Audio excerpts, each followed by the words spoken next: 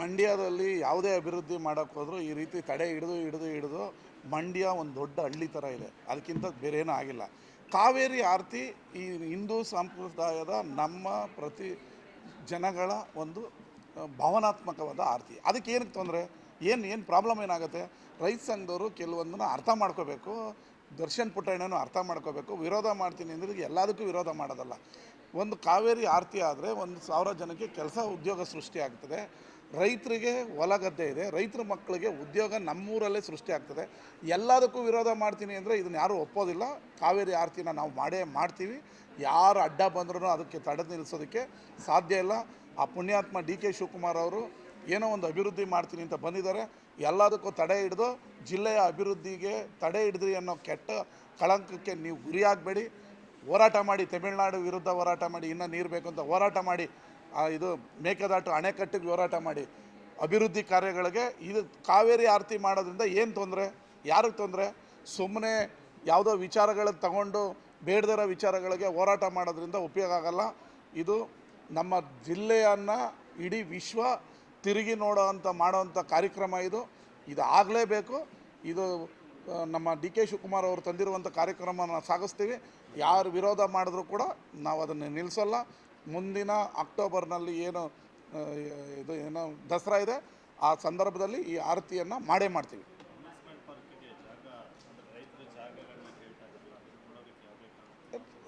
ಇವತ್ತಿನ ಮಾರ್ಕೆಟ್ ಬೆಲೆ ಏನಿದೆ ಅದನ್ನು ಕೊಟ್ಬಿಟ್ಟು ತೊಗೊಳ್ತೀವಿ ರೀ ಸರ್ಕಾರದಿಂದ. ನಾವೇನು ಫ್ರೀಯಾಗಿ ತೊಗೊಳ್ಳೋದಿಲ್ಲ. ಅಮ್ಯೂಸ್ಮೆಂಟ್ ಪಾರ್ಕ್ ಬರೋದ್ರಿಂದ 2,500 3,000 ಕೋಟಿ ರೂಪಾಯಿ ಇನ್ವೆಸ್ಟ್ಮೆಂಟ್ ಆಗುತ್ತೆ. ಸಾವಿರಾರು ಜನಕ್ಕೆ ಉದ್ಯೋಗ ಆಗುತ್ತೆ, ಮನೋರಂಜನೆ ಸಿಗುತ್ತೆ. ನಯಾಗರ ಫಾಲ್ಸ್ ನೋಡೋಗ್ರಿ ಯಾವ ರೀತಿ ಇದೆ. ಇದರಿಂದ ಅಣೆಕಟ್ಟಿಗೆ ಏನು ರೀ ಸಂಬಂಧ? ಭದ್ರತೆ ಇಲ್ವೇನು ರೀ? ಏನು ಪ್ರಾಬ್ಲಮ್ ಏನು? ಸುಮ್ಮನೆ ವಿರೋಧ ಮಾಡ್ತೀನಿ ಅಂತೇಳಿ ರಾಜಕಾರಣಕ್ಕೆ ವಿರೋಧ ಮಾಡಬಾರ್ದು. ಉದ್ಯೋಗ ಸೃಷ್ಟಿ ಆಗುತ್ತೆ. ಮಂಡ್ಯವನ್ನು ಇಡೀ ವಿದೇಶಿಗರು ಬರ್ತಾರೆ, ಜನ ಬರ್ತಾರೆ, ನೋಡ್ತಾರೆ. ಯಾವುದೋ ಕಾರಣಗಳಿಗೆ ವಿರೋಧ ಮಾಡೋದಕ್ಕೆ ನಾವಿಲ್ಲ.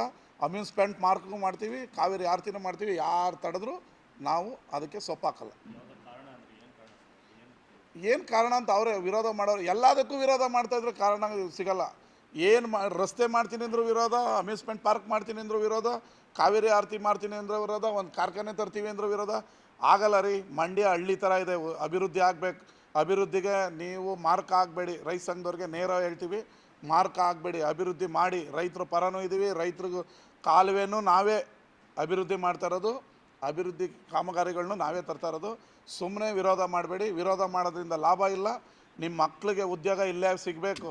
ನೀವು ಇವತ್ತು ಪಾಪ ನೀವು ಹೋರಾಟ ಮಾಡಿ ಬದುಕ್ತಾ ಇದ್ದೀರಿ. ನಿಮ್ಮ ಮಕ್ಕಳಿಗೆ ಉದ್ಯೋಗ ಮಂಡ್ಯದಲ್ಲಿ ಕೊಡಬೇಕು. ನಾವು ಮಂಡ್ಯದಲ್ಲಿ ಕೊಡಬೇಕಾದ್ರೆ ಅಮ್ಯೂಸ್ಮೆಂಟ್ ಪಾರ್ಕ್ ಬರಬೇಕು, ಕಾರ್ಖಾನೆಗಳು ಬರಬೇಕು. ಸುಮ್ಮನೆ ವಿರೋಧ ಮಾಡ್ತೀವಿ. ವಿರೋಧ ನಾನು ಮಾಡಬೇಕು ಅನ್ನೋ ಅಭ್ಯಾಸದಿಂದ ಮಾಡಬೇಡಿ.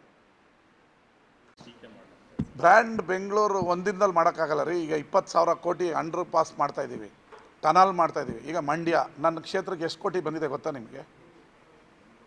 ಇತಿಹಾಸದಲ್ಲಿ ಬಂದಿಲ್ಲ. 2 ವರ್ಷದಲ್ಲಿ ದುಡ್ಡು ಬಂದಿದೆ. ಕಾವೇರಿ ನಿಗಮದಿಂದ 220 ಕೋಟಿ ಬಂದಿದೆ. ಜಲಧಾರೆಯಲ್ಲಿ 450 ಕೋಟಿ ಬಂದಿದೆ. ಅಂಪಾಪುರ ಪವರ್ ಸ್ಟೇಷನ್ಗೆ 600 ಕೋಟಿ ಬಂದಿದೆ. ಇದೆಲ್ಲ ದುಡ್ಡಲ್ವಾ? ಮಂಡ್ಯ ಸಿಟಿಲಿ ಕಾಮಗಾರಿ ನಡೀತಲ್ವ?